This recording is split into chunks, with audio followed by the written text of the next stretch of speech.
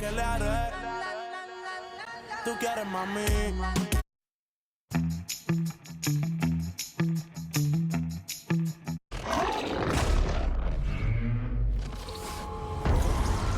All right, baby, here's your breakfast. Aw, that looks so good. Right? It It's smells your favorite.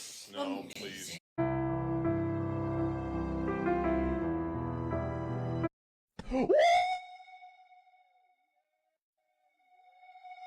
Guapo, poderoso, asombroso, muy hermoso, soy precioso.